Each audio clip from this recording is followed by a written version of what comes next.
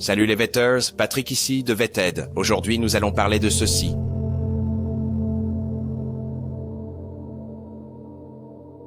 Nous allons nous retrouver dans une autre situation vraiment très grave où nous allons vivre un événement qui pourrait potentiellement éclipser l'impact du 11 septembre sur notre société. Ce jour arrivera si nous ne faisons pas attention. Si nous ne prenons pas ce sujet au sérieux, ce n'est qu'une question de temps avant qu'un acteur étatique ou non étatique ne trouve le moyen d'utiliser la technologie contre nous. Et si un adversaire a réussi à faire de la rétro-ingénierie de la technologie des PAN, vous imaginez ce scénario, n'est-ce pas? Imaginez une nation voyou comme, je ne sais pas, la Corée du Nord ayant la capacité d'exploiter et de faire de la rétro-ingénierie, ne serait-ce que certaines des capacités que nous voyons maintenant associées aux PAN. C'est un scénario cauchemardesque. Ça, c'est une menace qui éclipse celle d'une menace nucléaire.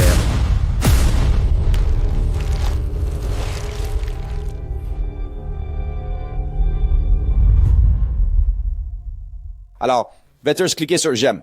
Ça aide vraiment les vidéos. Et si vous n'êtes pas abonné, abonnez-vous. J'essaie d'atteindre 100 000 abonnés d'ici la fin de l'année et j'ai vraiment besoin de votre aide. J'ai travaillé dur sur cette vidéo. Allez, alors, de quoi parle la vidéo d'aujourd'hui? Eh bien, il est question de Luis Elizondo et d'une toute nouvelle interview qu'il vient de donner sur Nos Nation avec Ross Coulthard. Et il a évoqué un mémo qu'il avait adressé au président Trump. Et je mettrai un lien ci-dessous pour que vous puissiez consulter le mémo et tout ce qu'il contient. Mais il y a des passages spécifiques, une partie en particulier dont nous allons parler, qui en quelque sorte l'emporte sur tout, si vous voulez. Mais avant d'aborder le mémo et tout ce qui s'y rapporte, passons rapidement en revue les points saillants de cette interview et nous reviendrons au mémo. Puis-je vous poser cette question? Pensez-vous que l'administration Trump, Donald Trump, réfléchit à la divulgation? Eh bien, j'entends ce que vous entendez et tout le monde qu'il est en train d'y réfléchir, qu'on lui en a parlé, mais je voudrais aussi être réaliste. Richard Cialsano, il a une formidable opportunité ici pour que notre président soit le premier président en exercice à dire oui, c'est réel et c'est un problème. Mais il y a aussi un risque énorme. Parce que s'il s'avère qu'il y a une sorte d'implication étrangère hostile derrière cela, qu'il y a un nouveau type de capacité de furtivité ou de reconnaissance, disons que le pays X a développé ou quelque chose comme ça, et que nous prenons un risque en disant que toutes ces choses étaient à cause de ceci et qu'il s'avère qu'elles sont en fait à cause de cela, alors c'est aussi un risque et cela peut en fait être utilisé pour vous discréditer et nuire à vos efforts. Alors, tous les présidents se doivent de, et c'est pourquoi ils ont tant de conseillers. Ils doivent peser le pour et le contre de ce qu'ils disent publiquement. Maintenant, ce président en particulier, je pense, la plupart des gens peuvent être d'accord, que vous soyez d'accord avec sa politique ou non, il n'a pas peur de dire ce qu'il ressent. Et donc, de ce point de vue, je trouve ça très rafraîchissant. Je pense que tous les présidents devraient dire ce qu'ils ressentent. La question est, que ressent-il vraiment à ce sujet? Parfois, quand on l'a interrogé par le passé, il a dit, personnellement, je n'y crois pas, je ne vois pas grand-chose, la cause c'est... Et d'autres fois, il a changé d'avis. Il dit, police, en fait, vous savez quoi? J'ai lu des briefings assez intéressants. On devrait le prendre au sérieux. Mais encore une fois, c'est une question à poser au président lui-même. Je ne voudrais absolument pas être en position de présumer ce que notre président Donald Trump sait de ce sujet. Tu vois, je disais la même chose. Chaston, c'est pour ça que, je veux dire, on ne peut rien prouver de tout ça. C'est bien là le problème. Mais je pensais que c'était dans la poche. Je pensais que c'était certain, sans aucun doute. 100%, non, c'est ce qu'on nous dit, non? C'est un message si intéressant de Luis Elizondo. Je ne dis pas que je ne suis pas d'accord. J'avoue que je suis d'accord avec lui sur ce qu'il dit. Maintenant, c'est peut-être la dernière fois dans cette vidéo que je suis d'accord avec lui, mais c'est exactement ça, la surprise stratégique, n'est-ce pas? C'est bon là tout l'enjeu et vous en êtes surpris. On ne sait pas ce que la Chine, la Russie et d'autres adversaires peuvent avoir et on dit, non, c'est impossible qu'ils livrent. Ça, vous ne le savez pas. C'est pour ça qu'on appelle ça une surprise stratégique. Non. On ne pensait pas que le Japon puisse venir nous bombarder à Pearl Harbor, mais ils l'ont fait parmi de nombreux autres exemples que Marco Rubio a cités dans l'ère de la révélation. C'est de ça qu'il parle. C'est tout l'intérêt. Trump va-t-il vraiment révéler la vérité? N'est-ce pas? C'est un trop grand risque. Il ne veut pas passer pour un idiot. Quelles sont les chances, n'est-ce pas? Oui, vous pourriez être le plus grand président de l'histoire. Vous pourriez aussi être le plus grand idiot de l'histoire. Et c'est quitte ou double à ce stade, n'est-ce pas? Parce qu'ils ne sont pas si certains. Et ce qui est intéressant, c'est que Dan Farah disait quelque chose de complètement différent. J'ai reçu des messages de sénateurs importants et de membres de l'administration tout le week-end disant que, en gros, la porte est grande ouverte et le gouvernement n'a pas d'autre choix que de la franchir d'une certaine manière. Je crois là que ce n'est qu'une question de temps avant qu'un président en fonction ne prenne le micro pour dire au monde que nous ne sommes pas seuls dans l'univers et que les États-Unis entendent montrer la voie dans ce nouveau chapitre pour l'humanité. Je pense que cela va arriver grâce à ce film. La seule question est de savoir quand. Je ne pense pas. Ça va arriver, ce n'est qu'une question de quand. Je veux dire, on nous a dit que c'était maintenant. C'est tout l'intérêt, n'est-ce pas? C'est l'ère de l'arrivée imminente. Et regardez, c'est ce que Tim Burchett dit en ce moment. Vous savez, il essaie juste d'obtenir une rencontre avec Trump pour en parler. Et ce n'est qu'une chose lors d'une réunion de 15 minutes, vous savez, avec Trump dont il veut parler. Quelle est la position du président Trump à ce sujet, selon vous? Pensez-vous qu'il soit toujours ouvert, réceptif ou disposé à l'idée d'être plus transparent sur les pannes, comme il l'avait promis lors de sa campagne pour la deuxième administration? Je pense que oui. Je pense toujours que oui. J'ai placé beaucoup de foi et de confiance dans notre relation. Je ne le dérange pas tout le temps avec des choses. J'ai demandé une réunion de 15 minutes avec lui et j'aimerais discuter. Il y a 2 ou 3 choses que je veux lui soumettre et qui, je pense, seraient très utiles. Et l'une d'elles est ce problème. Oh, et ça va même plus loin. Nous pensons que Donald Trump va nous faire des révélations. C'est le genre de choses qu'on lui raconte, vous savez? Écoutez cet enregistrement audio d'Eric Burlison qui a fait un Twitter Space il y a des mois avant les auditions de septembre, d'accord? C'est ce que David Grush lui a dit qui est rapporté à Donald Trump. Et puis dites-moi si vous pensez que Donald Trump prend ça au sérieux. Alors, ce que Grush m'a raconté, c'est vraiment ce qui m'a sidéré et ce qu'il a dit qu'il s'était passé avec Trump. Et je vais juste vous le dire. Et encore une fois, je ne sais pas si je tiens à préciser que ce n'est pas ce que je crois personnellement, c'est ce qui m'a été rapporté. D'accord? Il a dit que les peuples nordiques ou les aliens nordiques ont quelques centaines d'années d'avance sur nous. Mais ils ne sont pas super avancés. Ils ne sont pas comme... Il a dit que les gris, quoi que ce soit qui envoie les gris est extrêmement avancé, comme des milliers et des milliers d'années plus avancés que nous, parce que ça fait toutes les manœuvres anti-gravité, tous les trucs fous, tous ces trucs fous qui sont très, très avancés. Et une grande partie de ce qu'il dit à propos des gris est psionique. Donc, ils n'ont pas vraiment d'interface physique. Ils utilisent leur esprit et il y a une interface qui capte la pensée et puis ça et c'est comme ça qu'ils opèrent ces véhicules par psionique.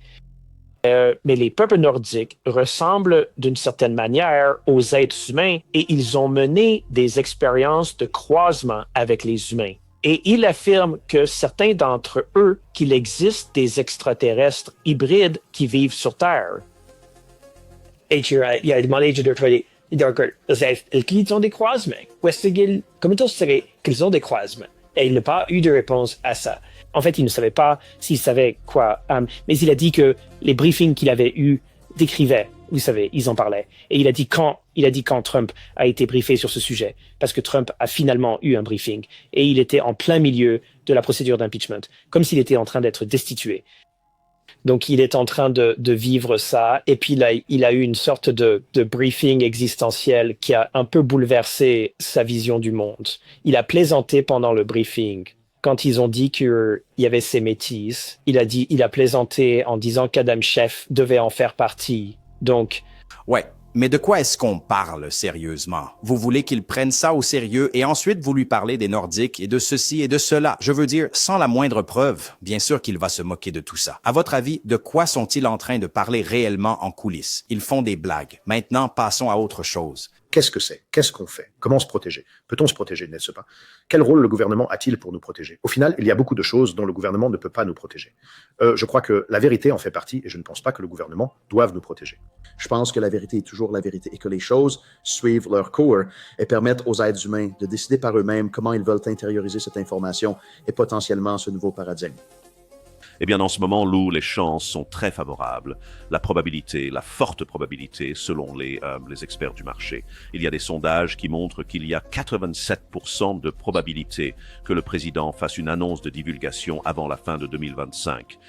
Je ne partage pas vraiment cette prédiction optimiste. Je pense que le président va le garder enfoui. Encore un moment. Quel est votre avis? Oh là là, le problème, c'est que dès que je dis un truc, ce sera l'exact opposé de ce qui se passe. Alors, tu sais, secrètement, j'espère que c'est vrai. J'espère que le président dise au moins un mot. Mais je ne veux pas non plus que le président soit dans une situation où ils doivent compromettre une opération ou un effort en cours. Donc, je respecte cela aussi. Et j'ai foi et confiance que non seulement ce président, mais les présidents passés ont pris les décisions qu'ils ont prises parce qu'à l'époque, elles semblaient être la bonne décision. Je pense qu'il y a beaucoup d'enjeux avec cette conversation et je pense que ça va demander beaucoup de... c'est un sujet, comme je l'ai déjà dit, qui affecte les gens différemment selon leur éducation. Donc, ce n'est pas seulement une conversation sur la sécurité nationale, c'est une conversation qui nous touche tous d'un point de vue philosophique, théologique, psychologique et même sociologique. Vous savez pourquoi nous avons besoin de beaucoup plus de personnes avisées pour conseiller le président et les personnes clés de son administration. Mais 2 points ici. Premièrement, Ross se trompe sur l'objet du pari, d'accord? Voici ce que dit Polymarket. Tout le monde en a parlé. Ce n'est pas ça, le pari. Le trader de Polymarket, Rar Steer, mise agressivement sur le oui que Trump déclassifie les dossiers OVNI en 2025. Ce n'est pas que Trump va faire des révélations d'ici la fin de l'année. Et la déclassification de dossiers par Trump n'est pas une révélation. Tout est mélangé ici, n'est-ce pas? Les gens pensent, vous savez, ils croient à certaines promesses, mais c'est en fait autre chose, n'est-ce pas? C'est tout le problème. Ils parlent d'une chose, mais en font une autre. Ils sont confus. Quoi? Oh, c'est une divulgation. Je pensais que c'était... On ne peut même pas définir ces termes, on ne sait même pas ce qu'on fait. Et je crois savoir pourquoi nous sommes tous confus à ce sujet et nous y arriverons. Mais une chose que je dirais à propos de Luis Elizondo qui dit que le gouvernement n'est pas la vérité et ceci et cela est d'accord dans une certaine mesure, je comprends. Mais il y a des vérités qu'il nous cache pour la sécurité nationale. Luis Elizondo lui-même ne dit pas tout, n'est-ce pas? Il essaie toujours de garder son habilitation de sécurité, vous savez. Et tout mon soutien à lui. Je ne veux pas qu'il révèle des secrets de sécurité nationale, même s'il est autorisé à parler de certaines choses qui n'ont aucun sens et qui seraient un problème de sécurité nationale. Encore une fois, c'est un autre tissu d'absurdité. Mais continuons. Parlons enfin de ce fameux mémo que Luis Elizondo a envoyé au président Trump, ou du moins en quelque sorte. Alors, Luis Elizondo, nous avons une note que vous avez rédigée en janvier de cette année pour le président Donald Trump, alors qu'il prenait ses fonctions, peu avant sa prestation de serment, pour que son équipe l'analyse et l'évalue. Espérons que cela soit bien parvenu au président. Et encore une fois, ce qui est particulièrement intéressant à propos de cette note, c'est elle fait 4 pages, mais il y a une partie en particulier que Ross va aborder, que j'ai trouvé absolument fascinante et qui pourrait bien expliquer tout le désordre dans lequel nous nous trouvons. Je vous l'expliquerai dans un instant. D'abord, Lou emploie un nouveau terme, les technologies émergentes, tous domaines, EADT. C'est un document très astucieux, car il ne parle pas d'extraterrestres. Il ne parle pas de phénomènes anormaux. En gros, cela concerne les technologies émergentes dans tous les domaines. C'est une note d'information destinée à un président nouvellement élu pour expliquer pourquoi ce phénomène doit être une priorité. Il est dit que l'EADT inclut les systèmes aériens sans pilote, UAS, les phénomènes anormaux non identifiés, UAP, et certains autres systèmes avancés opérant dans les domaines aériens, spatial et maritime qui sont capables de renseignement, de surveillance, de reconnaissance et de frappe cinétique. Vous comprenez? Mais de quoi est-ce qu'on parle au juste? Maintenant, on est en train de mélanger les UAP avec les drones. Et tout ça, allons donc. Je sais très bien ce qui se passe ici, n'est-ce pas? Ils vont nous fourrer ça avec d'autres choses qui sont légitimes, n'est-ce pas? Est-ce de ça qu'ils parlent depuis tout ce temps, mais en utilisant les ovnis et la communauté ovni pour promettre des révélations sur les extraterrestres? C'est de ça qu'on parle. On est là pour parler d'extraterrestres, non? Ou des êtres interdimensionnels, ou peu importe leur nom, pas des humains. Mais maintenant, ils vont mettre des drones, toutes ces autres choses, n'est-ce pas? Et maintenant, on a un nouveau terme, n'est-ce pas? Encore un terme à ajouter à toutes ces conneries avec lesquelles on doit se débattre. UAP, OVNI, et maintenant on a ça, EDMA, ABC, EIOG, peu importe ce que c'est que ce truc. C'est ce qui se passe, les amis, n'est-ce pas? Ils sont en train de l'intégrer, de le glisser discrètement là-dedans. Ils évoquent des préoccupations légitimes concernant les drones, et je suis d'accord avec ça, ainsi que d'autres systèmes aériens sans pilote provenant d'adversaires étrangers, mais nous utilisons le prétexte des OVNI et de la communauté des OVNI pour en parler, pour le faire passer et pour obtenir une législation. Mais enfin, de quoi sommes-nous en train de parler? Ce qui est intéressant, Lou, à propos de cette note, c'est qu'elle combine des drones humains et des pannes. Pourquoi avez-vous fait ça? Pourquoi l'avez-vous mis dans la même note? Oui, D'abord, il y a beaucoup de points communs entre les deux. Non, on ne sait pas quelque chose. Tout est non identifié tant que ce n'est pas identifié. Et c'est vrai qu'il s'agisse d'un ballon espion chinois ou d'un drone, comme on l'a vu lors du récent incident du New Jersey l'an dernier, ou d'un pan. Alors, vous pouvez considérer cette technologie émergente, tout domaine confondu, comme un grand parapluie. Et sous ce terme générique, il y a des catégories plus petites qui s'y intègrent. Les pannes en sont une, les drones une autre. Et en fin de compte, nous devons mieux comprendre ce qui se trouve dans nos cieux. Sinon, ce qui se passe, c'est que nous avons eu l'année dernière où nous avons dû fermer des aéroports, un espace aérien restreint, et nous avons dû déplacer certains de nos actifs militaires très sensibles vers un autre site, simplement parce que nous n'avons pas le contrôle et la connaissance de ce qui est dans notre ciel. Ah, tellement décevant, honnêtement. Très décevant d'utiliser la communauté OVNI, si vous voulez mon avis. C'est mon opinion. C'est ce que je pense qu'il se passe. Je pense que c'est clair comme de l'eau de roche. Ils nous le disent clairement, non? C'est une dénégation plausible. Vous pouvez dire, je vous l'avais dit. Pourquoi êtes-vous confus? Pourquoi les aliens? Je vous l'avais dit que c'était ça. Système sans pilote, blablabla. Vous savez, il ne s'agit pas d'extraterrestres, même s'ils emploient les termes nouveau paradigme, non humain et biologique, n'est-ce pas? N'importe quoi, sauf pour vous faire croire que c'est ça. C'est ambigu, n'est-ce pas? C'est laissé ouvert à l'interprétation pour qu'ils puissent ensuite revendiquer l'interprétation qu'ils veulent, rétroactivement. Gardez l'œil ouvert, tout le monde. Faites attention. Et quel est le but de ce mémo d'ailleurs? Qu'est-ce qu'on est censé faire, au juste? Qu'est-ce qu'on essaie de faire avec ce truc? Or, c'est un mémo très important. Mais ce qui me frappe, c'est qu'a fait le président à ce propos. Quelle a été la réponse, s'il y en a eu une? Savons-nous si le président Trump a reçu ce mémo directement? Oui, eh bien, c'est une bonne question. Il n'y a aucune garantie dans la vie, n'est-ce pas? Sauf la mort et les impôts. Donc, je ne vais certainement pas parler au nom du président des États-Unis. C'est vrai ce que vous affirmez, le mémo a été envoyé. Il a été envoyé en mon nom et que le président ait eu le temps de le lire ou son personnel, c'est une question que vous devriez lui poser. Je ne voudrais certainement pas être présomptueux et essayer de répondre pour le patron de quelque manière que ce soit. Vous savez, mon espoir et mon désir est que quelqu'un de son administration à un poste d'autorité ait eu la chance de l'examiner. Alors, on ne sait même pas s'il a eu le mémo ou si quelqu'un de son entourage l'a eu et l'a lu, puis la lui a lu. Tu crois qu'ils lui ont lu un document de 4 pages? Non, ça n'est pas arrivé. Ça n'arrive pas. Les gens vont résumer ça et dire, vous vous souvenez de ces types qui vous ont parlé des Nordiques et des hybrides, n'est-ce pas? Peu importe quel autre extraterrestre, oui, il parle de ça maintenant, n'est-ce pas? C'est juste, c'est une blague. C'est une blague totale. Et regardez, je ne suis pas là pour critiquer les phénomènes. Je pense qu'il se passe quelque chose, mais pas ces conneries, parce que je pense que ce mémo n'est pas ce que vous croyez, et ce n'est pas la première fois que Luis Elizondo a présenté quelque chose qui s'est avéré être autre chose, n'est-ce pas? Regardez cette vidéo que j'ai trouvée d'un créateur nommé Moon, et elle s'intitule « Le moment où Joe Rogan réalise que son invité est une fraude ». On pourrait penser que la manipulation médiatique des services de renseignement ne pourrait pas être plus absurde. Pourtant, Mike Baker n'est rien comparé à ce type, qui est peut-être l'un des invités les plus suspects à s'être jamais assis face à Joe Rogan. Alors, rencontrons Lou Elizondo. Voyez-vous, au moins Baker admet avoir travaillé pour la CIA. Lou n'articule même pas ce qu'il aurait fait. J'avais des postes officiels. Avec le gouvernement, à propos de, vous savez?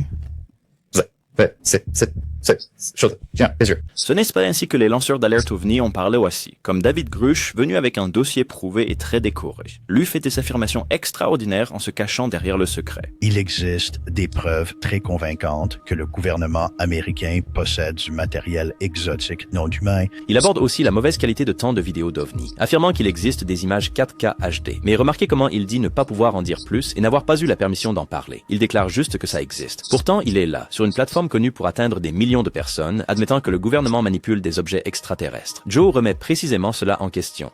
Pourquoi le Pentagone nous provoque? Pourquoi voulait-il dire que nous possédons quelque chose qui n'est pas d'origine humaine, mais sans vous permettre d'en dire plus? Lu a maintenu n'être autorisé par le Pentagone qu'à dire certaines choses et a dit à Joe qu'une faction serait furieuse contre lui et que son passage à l'émission provoquerait une tempête au Pentagone. Mais est-ce vraiment crédible? La publication The Intercept a mené une enquête approfondie sur lui. Le porte-parole du Pentagone, Christopher Sherwood, déclarant explicitement « Monsieur ». Elizondo n'a aucune responsabilité concernant le programme AATIP. alors qu'il travaillait à l'OSDI jusqu'à cette démission. D'autres lanceurs d'alerte n'ont jamais été aussi directement discrédités de la même manière. Alors, Lu est-il compromis dans le sens où il n'est qu'un imposteur? Eh bien, certains le disent, non seulement pour ses fausses qualifications, mais aussi pour son historique documenté de fausses preuves. Par exemple, en 2018, il a montré des images d'OVNI censées envahir le Capitole, affirmant « Ce sont de vraies photos ». Elles se sont avérées être des faux CGI d'un film et un scan d'une BD de 1954. En 2024, lors d'un briefing au Congrès, il a brandi ce qu'il prétendait être une vraie photo d'OVNI d'un pilote, mais ce n'était en fait qu'un cercle d'irrigation facilement trouvable sur Google Maps et désormais à jamais marqué comme l'ombre d'UAP de Lu. Le plus embarrassant peut-être, lors de sa tournée promotionnelle payante, il a montré au public une vraie photo d'un vaisseau-mère d'OVNI planant au-dessus de l'ambassade américaine en Roumanie. C'était le reflet d'un lustre dans une fenêtre et on voit littéralement la racine des cheveux du photographe sur l'image, mais si Lu représente l'évolution d'un professionnel du renseignement à un escroc des ovnis, Annie Jacobsen montre ce qui arrive quand votre travail se transforme en pure fantaisie. Ouais, je pense que ça résume plutôt bien l'ensemble. Je crois que ce mémo n'est qu'un autre moment de révélation spectaculaire. C'est mon avis, mais continuons, car il y a encore plus à dire. Je vais m'aventurer un peu dans la zone de danger, Lu, et je sais que vous ne pouvez pas, mais on m'a dit que Donald Trump avait reçu un briefing limité de la part d'un ami commun que je ne nommerai pas. Le président, m'a-t-on dit, est au courant des connaissances des ovnis sur une intelligence non humaine. Voulez-vous me contredire là-dessus? Eh bien, pas de commentaire. Comme je l'ai dit, je ne prétendrai jamais parler au nom du président des États-Unis. C'est une bonne question, mais c'est une question que je reporterai probablement à plus tard et que je lui poserai directement si vous en avez l'occasion. Oui, mais ce qui me frustre, et j'ai vu une occasion pour que Marco Rubio soit interrogé à ce sujet l'autre jour quand il est passé sur Fox News et a parlé, je crois, à Sean Hannity. Marco Rubio, bien sûr, en plus d'être le secrétaire d'État, il est le conseiller à la sécurité nationale par intérim. Ne serait-il pas normal que le conseiller à la sécurité nationale ait été informé d'un programme aussi important que celui de rétro-ingénierie d'UAP hérité à présent? Eh bien, on l'espère certainement. Et si je connais Marco Rubio suffisamment bien, il l'a certainement déjà exigé et demandé et l'a peut-être très bien reçu. Mais encore une fois, Marco Rubio est un politicien très avisé. Et maintenant un dirigeant pour notre nation au sein du pouvoir exécutif, et il a une responsabilité considérable. Alors, je suis certain que le secrétaire Rubio traite ce dossier comme il l'a toujours fait, avec une grande gravité, mais il va probablement garder ses cartes près de lui, attendant de savoir ce que le patron décidera à ce sujet. Vous savez, lorsque vous êtes au service de la volonté du président, il est impératif de s'assurer que votre communication est en parfaite adéquation avec ses souhaits et ses désirs. Et vous ne voulez jamais prendre trop d'avance sur ce que le chef est en train de dire ou ce qu'il ressent, car alors vous courez le risque de dire quelque chose qui pourrait ne pas s'avérer être dans la direction que l'administration souhaite prendre. Mon collègue journaliste, Michael Schellenberger, a écrit un article la semaine dernière où il terminait une histoire en parlant des affirmations que Marco Rubio avait faites dans le film The Age of Disclosure, où, en substance, vous savez, il est essentiellement d'accord avec l'idée que les États-Unis ont récupéré de la technologie extraterrestre et qu'ils l'ont donnée à des entrepreneurs militaires privés. Il a ensuite, bien sûr, dans une interview ultérieure, dit n'avoir fait que citer des personnes influentes qui lui avaient parlé. Mais j'ai trouvé important qu'à la fin de l'article de Schellenberg, un conseiller anonyme de Rubio ait dit, je cite, « Nous nous dirigeons vers une divulgation massive. » Cela n'aurait pas été fait sans l'autorisation de Marco Rubio, très probablement, n'est-ce pas? Oui, que ce soit officiellement ou officieusement. Vous savez, j'ai moi-même assisté à des réunions au Pentagone ou à la CIA où une décision est prise, mais vous n'avez pas forcément la personne assise en bout de table qui aboie un ordre. C'est juste compris par tous que c'était l'intention du chef et nous exécutons en conséquence. Alors, je pense que la personne à qui il parlait, au journaliste, M. Schellenberger, fournissait probablement des informations auxquelles il ou elle avait accès lors d'une ou plusieurs réunions avec le secrétaire Rubio. Écoutez, on ne peut pas nier que nous avons un problème sur les bras, Ross, et on peut le minimiser toute la journée et faire comme si ça n'existait pas. Ça ne fera qu'éroder davantage la foi et la confiance du peuple américain parce que les gens savent que c'est réel. En fait, des membres du Congrès m'ont dit qu'ils ont eu leur propre expérience d'OVNI et je ne dirai pas qui ils sont. Et ils ne veulent pas le dire publiquement parce que, vous savez, ce sont des politiciens, non? Ils veulent être réélus et ne veulent pas passer pour, vous savez, des marginaux ou quoi que ce soit. Mais plusieurs membres du Congrès eux-mêmes m'ont révélé personnellement qu'ils ont eu leur propre expérience d'OVNI et qu'ils sont très préoccupés par ce sujet, mais qu'ils ne siègent pas dans les bonnes commissions ou qu'ils n'ont peut-être pas assez d'autorité ou qu'ils sont peut-être de nouveaux membres du Congrès. Donc, ils hésitent à en parler publiquement. Mais écoutez, le fait est que nous savons maintenant que ces choses sont réelles, quoi qu'elles soient. Et certains pourraient être d'origine humaine, d'autres non, et certains une combinaison des deux. Et c'est exactement pourquoi nous devons avoir cette conversation en tant que public. C'est pourquoi nous devons rassembler les gens. Nous devons avoir, je pense, un point de contact unique au sein du gouvernement américain qui soit là pour le meilleur ou pour le pire, pour répondre aux questions qui doivent être répondues concernant ce sujet. Ça ne va pas disparaître. Et ma vraie crainte ici est que si nous continuons d'ignorer ce sujet, nous allons nous retrouver dans une autre très mauvaise situation où nous aurons un événement qui va potentiellement éclipser l'impact que le 11 septembre a eu sur notre société. Ce jour viendra si nous ne faisons pas attention. Si nous ne prenons pas ce sujet au sérieux, ce n'est qu'une question de temps avant qu'un acteur étatique ou non étatique trouve un moyen d'utiliser la technologie contre nous pour l'armée. Et il ne s'agit pas nécessairement de drones, n'est-ce pas? Et si un adversaire a réussi à faire de la rétro-ingénierie, de la technologie UAP, pouvez-vous imaginer ce scénario, n'est-ce pas? Imagine une nation voyou comme, je ne sais pas, la Corée du Nord ayant la capacité d'exploiter et de faire de la rétro-ingénierie, ne serait-ce que certaines des capacités que nous voyons maintenant associées au PAN. C'est un scénario cauchemardesque. C'est une menace qui éclipse celle de la menace nucléaire. Mais encore une fois, tout cela semble bien, ce qu'ils disent, mais ils ne parlent pas d'extraterrestres. Ils parlent de drones et de sécurité nationale, toutes ces choses avec lesquelles je suis d'accord. Mais encore une fois, sous le voile des extraterrestres, et ils diront, je n'ai jamais dit extraterrestre. Oui, Jane, on art. Oui, c'est pour ça qu'on est tous là. De quoi parlez-vous? C'est de ça qu'on parle. Et vous savez que c'est ce que nous pensons. Ah, juste encore plus de confusion. Mais pour être honnête, je commence à y voir plus clair. Jim Semivan, votre ancien collègue de To the Stars Academy et ancien très haut dirigeant de la CIA du service clandestin, est apparu cette semaine dans l'émission Engaging the Phenomenon de mon ami James Ian Doley et il a donné une interview vraiment intéressante et il a utilisé un mot qui m'est resté en tête quand il parlait concernant les difficultés pour l'administration à prendre une décision, à savoir s'ils devraient ou non parler de ce qu'ils connaissent vraiment concernant l'intelligence non humaine. Jim a dit que c'était une vérité difficile à digérer, que c'est tellement percutant, peu importe de quoi il s'agit, que beaucoup de gens ne pourraient tout simplement pas s'en accommoder. Je sais que Hal Puthoff a reconnu avoir fait partie d'une équipe, il y a de cela longtemps, sous la dernière administration Bush, qui s'est penchée sur la question de la divulgation. Vous savez, une évaluation a été menée afin de déterminer s'il était ou non opportun de procéder à une divulgation.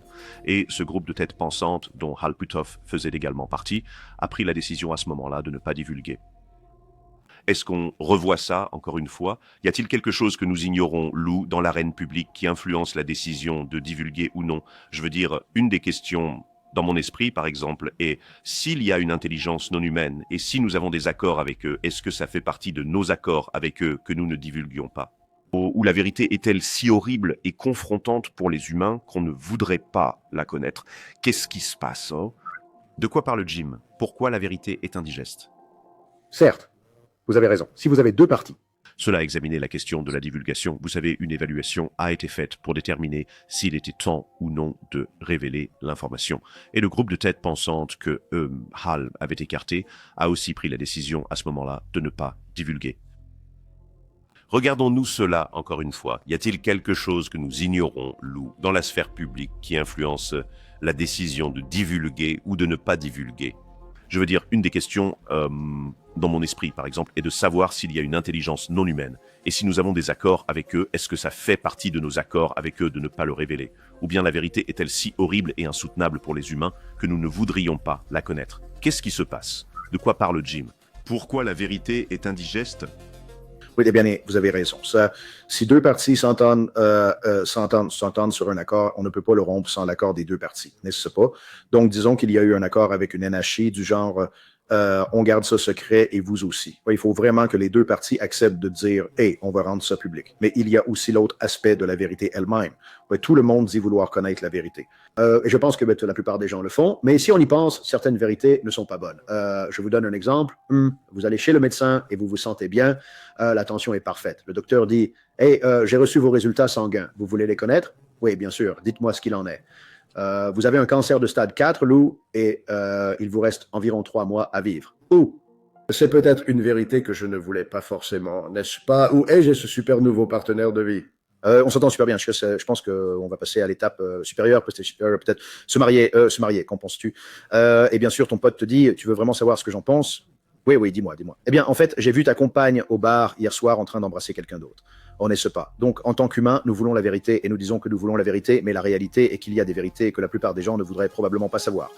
Et la vraie question est, est-ce que c'est un de ces exemples concernant les UAPI? Alors, il y a beaucoup de choses à aborder ici. Premièrement, si Russ dit que les non-humains sont réels et que nous avons un accord avec eux, n'est-ce pas? Encore une fois, c'est tout ce que c'est juste un grand si. On devrait appeler ça la communauté du si.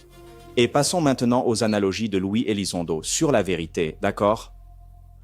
Des vérités qu'on ne veut pas savoir ou qu'on ne peut pas gérer. Eh bien, les deux analogies qu'il a données, d'horribles analogies pour ça. Une, oui. Si je n'ai que 3 mois à vivre d'un cancer, quel que soit le stade, je veux que mon médecin me le dise. Ce n'est pas une vérité que je ne veux pas entendre. C'est un résultat que je ne désire pas.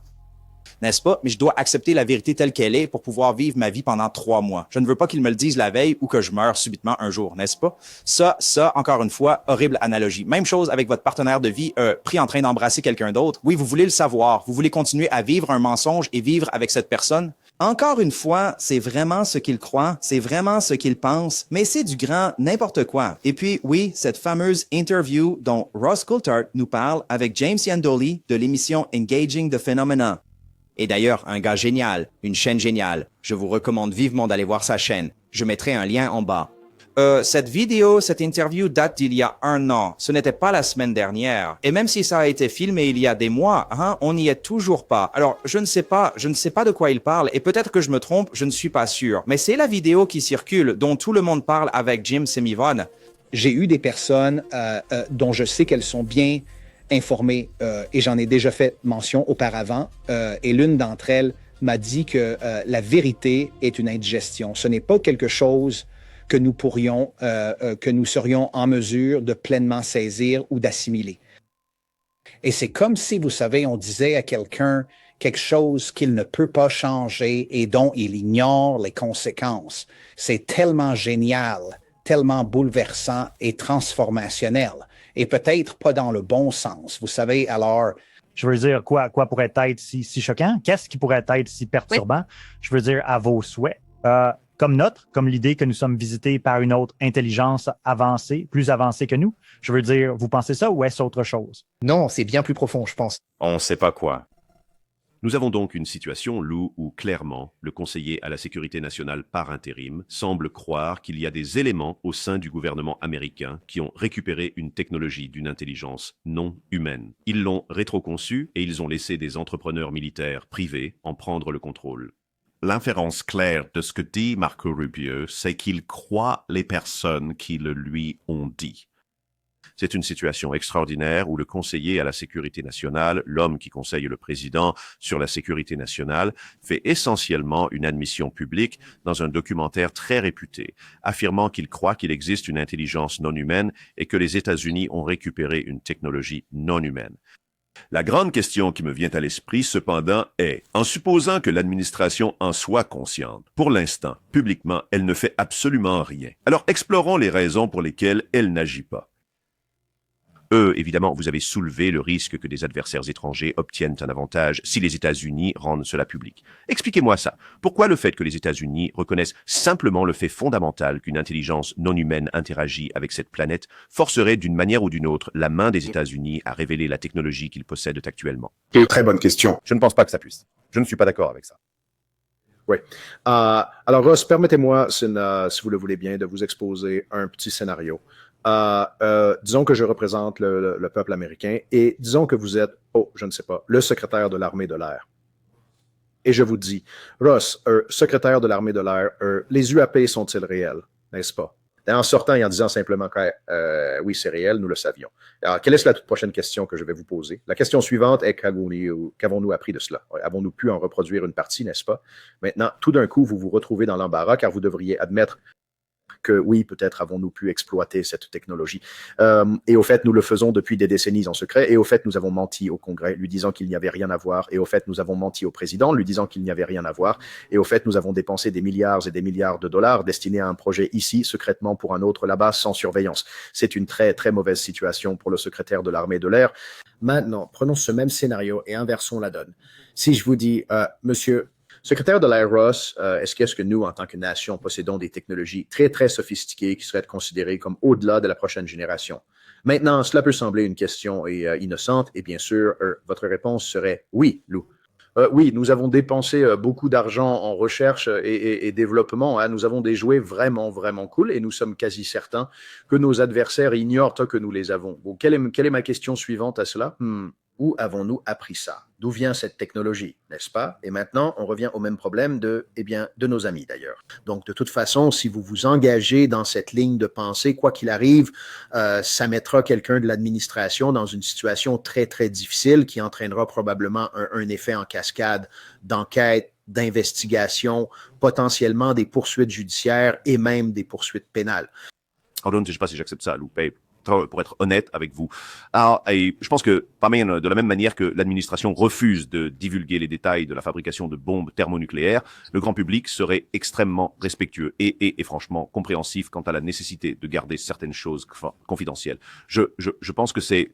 Eh bien, je serais normalement d'accord, Ross, mais si vous regardez les réseaux sociaux n'importe quel jour, vous verrez que ce n'est pas le cas. Et je me fais constamment crier dessus. J'essaie toujours de, vous savez, trouver le juste milieu entre être franc et honnête avec les Américains, mais sans compromettre mon habilitation de sécurité.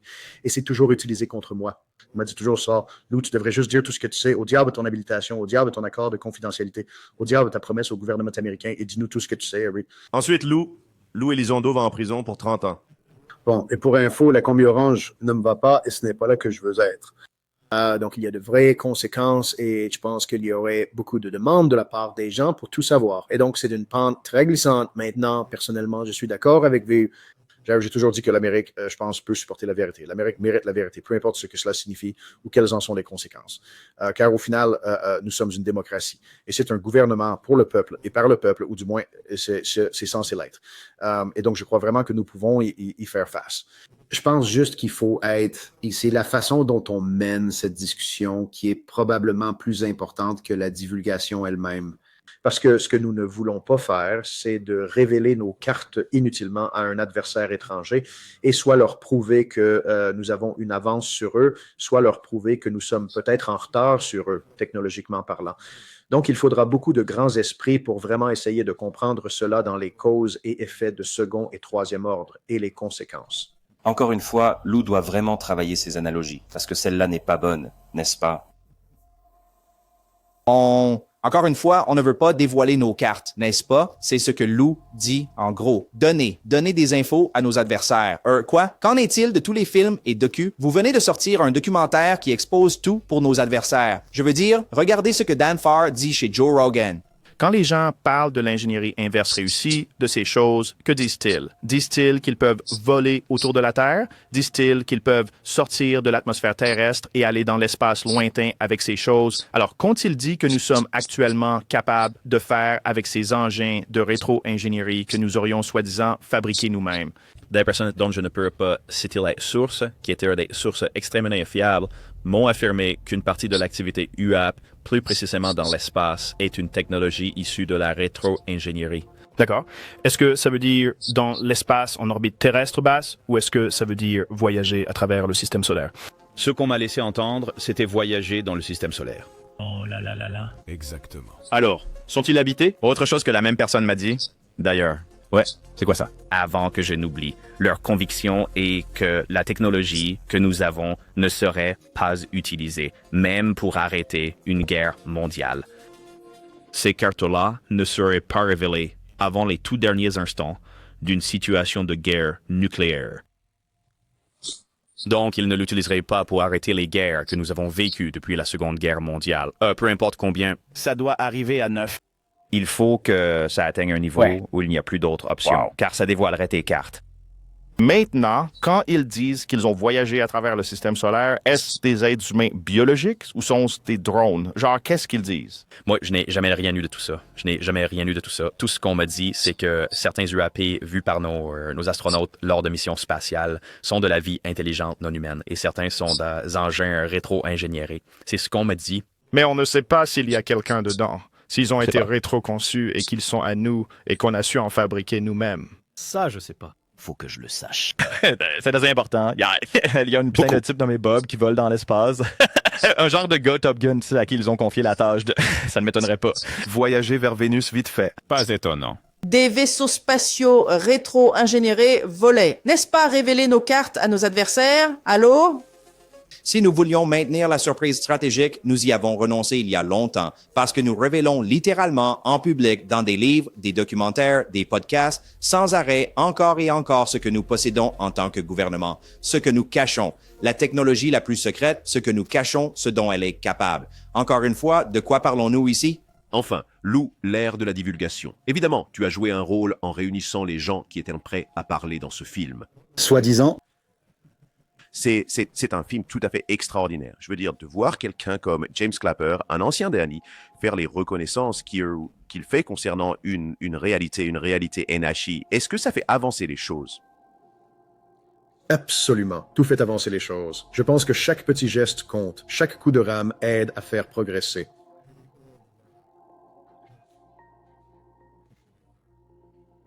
Pensez-vous qu'au sein de l'administration Trump, des gens s'intéressent intellectuellement à la divulgation comme enjeu politique pour le pouvoir? C'est ma perspective privée, personnelle, mais je pense que la réponse est définitivement oui. Alors, quand quelqu'un anonymement à un niveau élevé du bureau de Marco Rubio dit, je cite, « Nous nous dirigeons vers une divulgation massive, y a-t-il lieu d'être optimiste ?»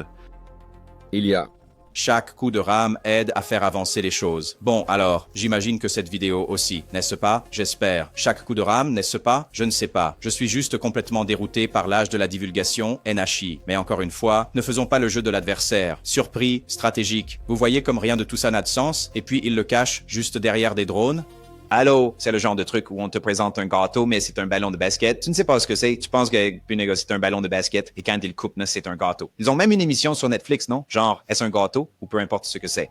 C'est tout ce que c'est, n'est-ce pas? C'est un vaisseau spatial extraterrestre. Mais quand on le coupe, c'est un gâteau. C'est un drone. Ce n'est pas ce que vous croyez. Et ils le savent. Mais ils le présentent comme du NHI, de l'alien, ceci, cela.